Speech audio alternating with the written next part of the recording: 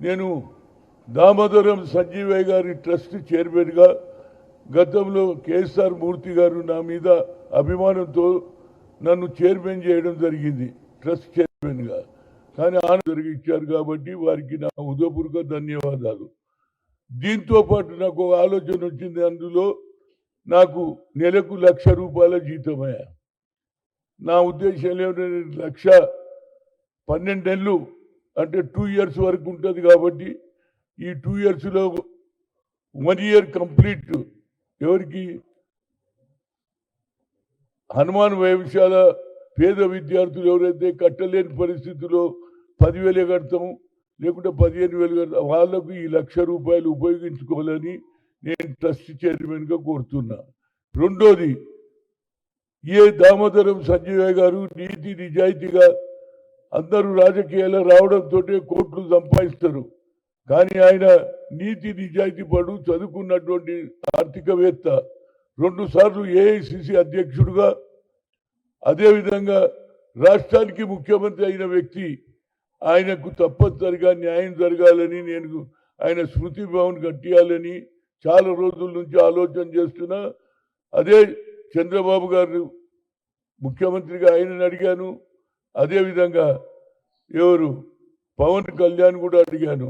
ఈ డబ్బులు ఉపయోగపడి ఆడ స్మృతి భవన్ కట్టియడానికి 1 సంవత్సరం పూర్తిగా హనుమాన్ వ్యవశాల, ఇంకో సంవత్సరం పూర్తిగా దామోదరం సంజీవ్ గారి ట్రస్ట్ చైర్మన్కి ఇవ్వడం జరుగుతుంది.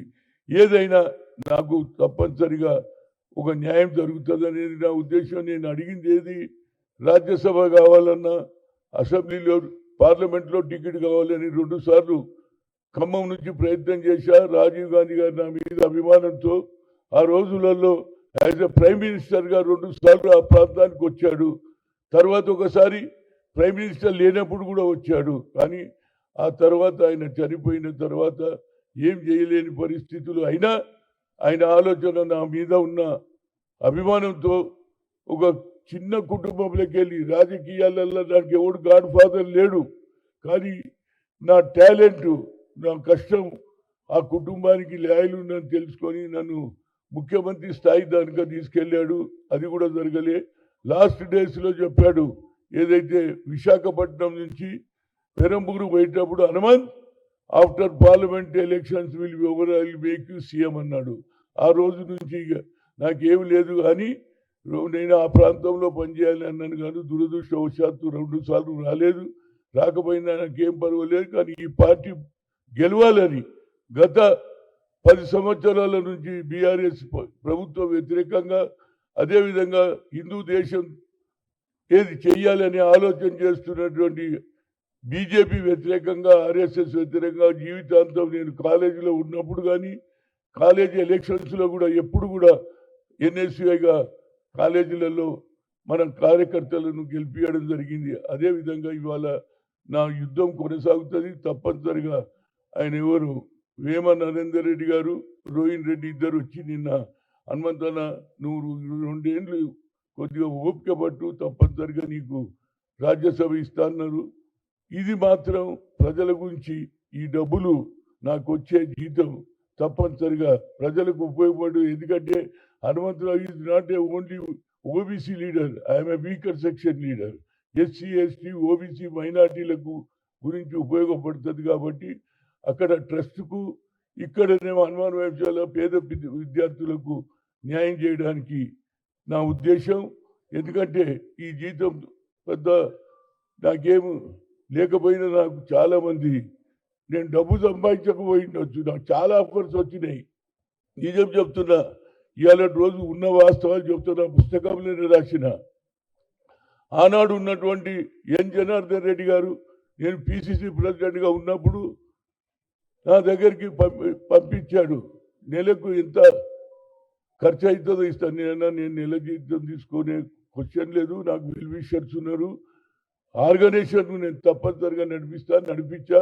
అదేవిధంగా పెద్దలైనటువంటి మాజీ ప్రధానమంత్రి పివి నరసింహారావు గారి ఆలోచన మేరకు ఇందిరాగాంధీ సమయంలో ఏదైతే ప్లీనరీ సెషన్ జరగలే, ఆ ప్లీనరీ సెషన్లో ఆయన ముఖ్యమంత్రి, ప్రధానమంత్రిగా ఆయన కావాలని ఆలోచనతో ఏఐసిసి అధ్యక్షుడు ఉంటే అది కూడా ఆ పని కూడా నేను చేయడం జరిగింది.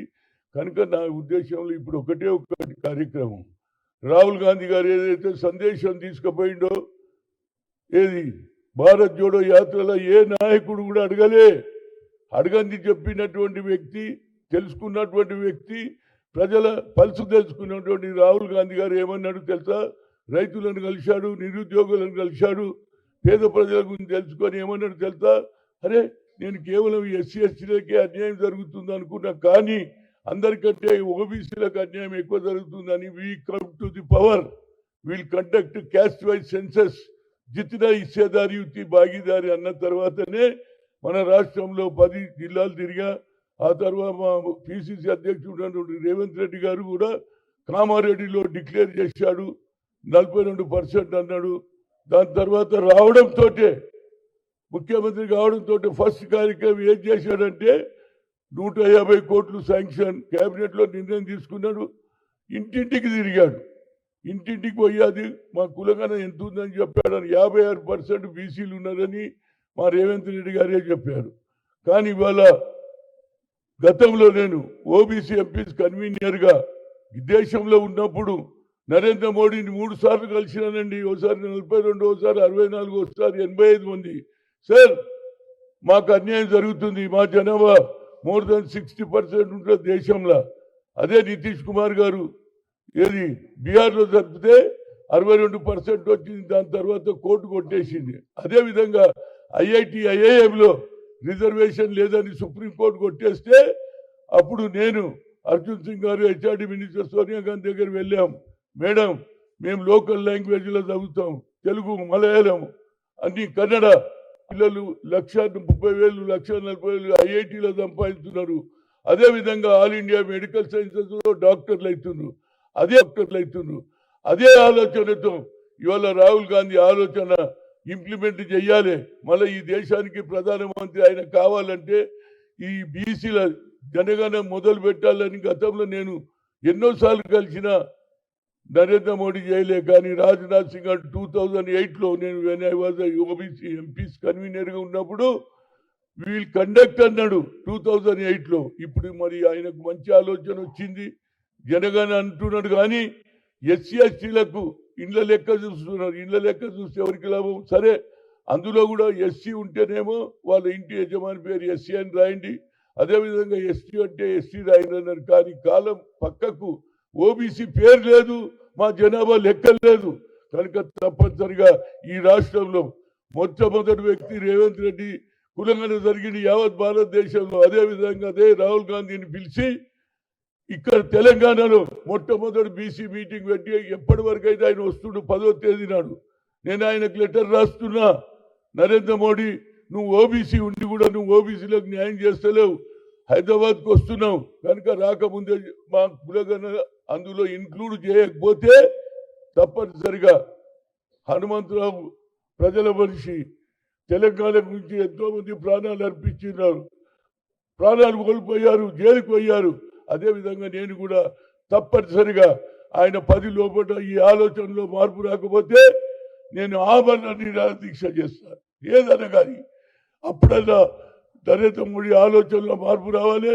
అమిత్ షా బాబాసాహెబ్ అంబేద్కర్ను పార్లమెంట్లో అవమానం చేస్తాడు, 6 సార్లు పేరు ఎత్తుతాడు.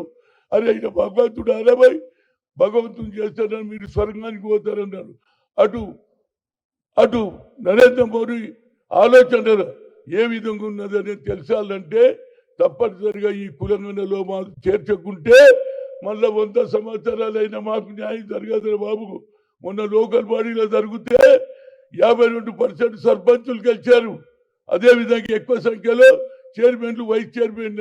మా అధికారాన్ని ఓట్లో మోర్ దాన్ 60% ఎక్కువ జనాభా లెక్కలు ఎందుకు చేయరని ఆయనకు లెటర్ రాస్తున్నా. ఆయన 10కి లోపల వచ్చే లోపల ఈ నిర్ణయం తిరగకపోతే I will take indefinite hunger strike.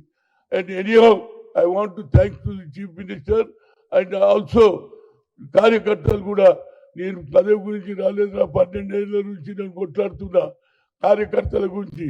పేద ప్రజలకు ఇక్కడ ఏది హాజీపూర్లో 3 అమ్మాయిలను రేప్ చేస్తే 10 సార్లు అయినా ఆ గ్రామంలో ఉన్నటువంటి మహేష్ భాగవత్ కమిషనర్ శిక్ష ఇస్తే ఇవాళ జ్యుడిషియరీ కూడా హైకోర్టు అప్రూవల్ ఇస్తలేదు. ఇది ఎక్కడ న్యాయం అండి? అదేవిధంగా రైతులకు సంఖ్యలు వేస్తే పోయినా ఇది మన కేటీఆర్ జిల్లా అయినటువంటి సిరిసిల్లలో ఎస్సీలను అట్రాసిటీ చేస్తే అక్కడికి పోయినా పిల్లలు ఏదైతే ఇంటర్మీడియట్ లో పేర్లు దాన్ని తెలుసుకొని ప్రాణానికి చేస్తే వాళ్ళ ఇంటికి కూడా పోయి ఇచ్చిన కనుక నా కల్చర్ జీవితాంతం బడుగు బలైన వర్గాలకు వచ్చాయి ప్రాధాన్యత ఇవ్వడానికి నేను సిద్ధమున్నా. ఇది జరగాలి. దానికి రేవంత్ రెడ్డి గారు తప్పనిసరిగా మద్దతు ఇవ్వాలి. ఆయన ఆలోచన కూడా ఏమున్నది, రాహుల్ గాంధీని ప్రధానమంత్రి చేయాలని నా ఆలోచన కూడా అదే. కనుక ఈ తెలంగాణలో గతంలో వరంగల్లో బహిరంగ సభ పెడితే 5-6 లక్షల మంది వచ్చారు, సోనియా గాంధీ వచ్చింది. అదేవిధంగా రేపు మా ముఖ్యమంత్రిని కలిసినప్పుడు ఫస్ట్ ఇది అడుగుతా, నాకు పదవులు లేకపోయినా ప్రజల పక్షాన ఉంటానని మీడియా మిత్రులను కోరుతున్నా.